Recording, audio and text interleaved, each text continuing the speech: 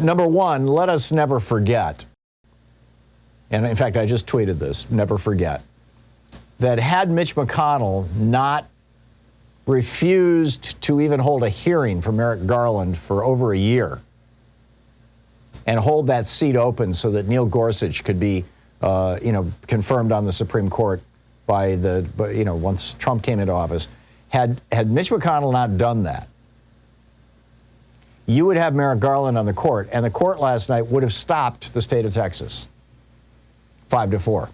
Instead, it went 5-4 to empower the state of Texas.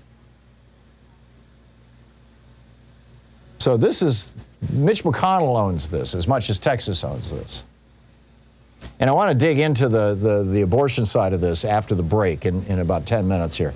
But first, I just wanted to speak to the zeitgeist of the moment. I think this is really important that we acknowledge this.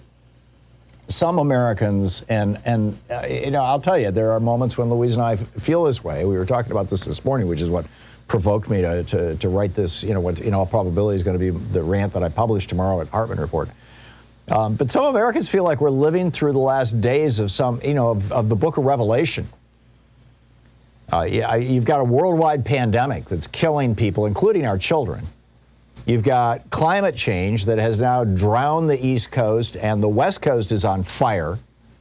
You've got probably the most disheartening part of this is that the rescue workers on the East Coast and the firefighters on the West Coast are not only battling flooding and fires, they're battling COVID. You've got a group of right-wing billionaires and religious freaks who've seized control of one of our two major political parties and are hell-bent on taking us back to the 19th century, on crushing democracy, rolling back voting rights. Look at, again, what they did in Texas yesterday.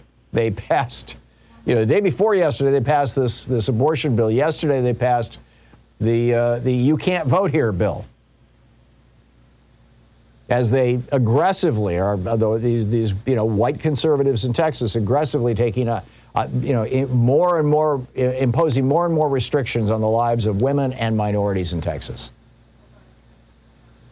And a lot of people are just being crushed by this. Emotionally. Obviously financially, and in some cases even physically, with losing their homes to wildfires and floods and things. But people are losing their jobs because of an economy that's been battered by recession, by the massive Bush crash of 2008 is still with us. The Trump crash of 2020 is still with us. The pandemic, the environmental crisis. People are facing huge medical bills simply because somebody in their family got sick. And so some people are just giving up. There's, some of them are ending up in homeless shelters. Literally giving up. Others are just retreating altogether from reading the news or participating in politics, and instead are immersing themselves in yoga or binge watching Netflix. But, times of great crisis like this, and this is the thing that we have to remember. Times of great crisis are also times of great opportunity.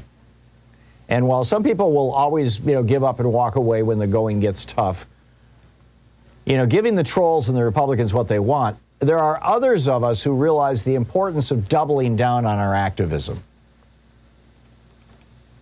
What was it, Hunter S. Thompson, when the times get weird, the weird get going, or something like that. My Sirius XM colleague, Joe Madison, taught me a great lesson years ago about the difference between movements and moments. Back in 1872, in November of 1872, when Susan B. Anthony voted in that presidential election, she was immediately arrested. And the following year, 1873, she was convicted for the crime of voting while female. She never lived to see women vote, but she kept up the fight. It was a moment that seemed like a setback, but it was the turning point that reinvigorated a movement. When Reconstruction failed in 1876 in the Tilden Hayes election, when basically the political establishment of America got together, and the white political establishment said, let's stab African Americans in the back, which they did, and end Reconstruction, and, just take that straight to Plessy and onward to Jim Crow. When that happened, it was a terrible moment for African Americans, but it didn't stop this broad and growing movement to create a true multi-ethnic, multiracial democracy in the United States, which we're still working on, by the way. We have a Republican Party right now that has been fully captured by right-wing billionaires, polluting industries, and now crazies.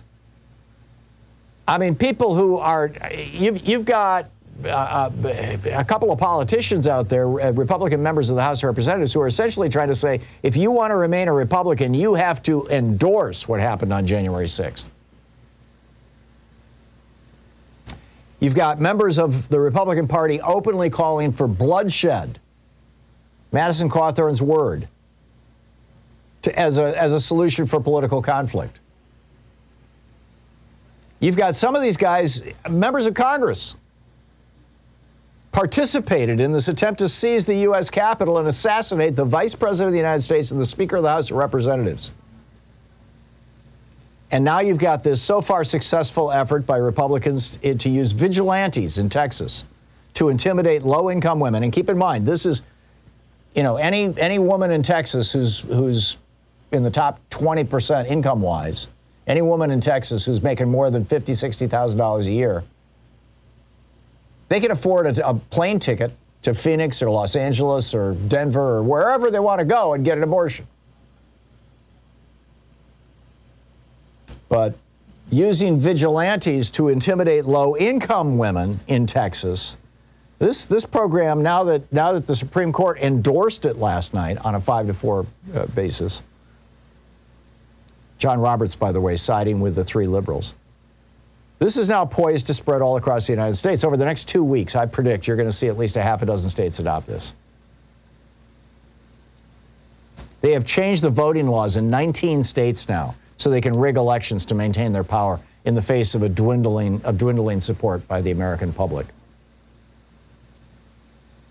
I mean, this is a moment of crisis on so many different levels, and yet it is also an extraordinary moment of opportunity. We all need to dig deep into our inner resources. We all need to reconnect with each other and reach out to the people that we love and the people that we support and who support us, through our friendships and emotionally and even in other ways, other more physical ways. And reconnect with each other and reconnect with our movements. We need to reconnect with nature and experience that, go out and take a walk and just, what can I be in awe of today? Look at those clouds. Oh my God. Look at that tree. Isn't life an extraordinary gift? When I think of what my mother or father, who have both passed away now, what either one of them would give for 2 minutes to just sit here and look at this world. We are so fortunate. And we are so fortunate to have the ability to be political activists, to try to make a better world, to go up against the right-wing billionaires and the polluting industries and the neo-fascist crazies and the demented racists. We are so fortunate to have this moment. We need to hang on to it. We need to immerse ourselves in it. We need to double down.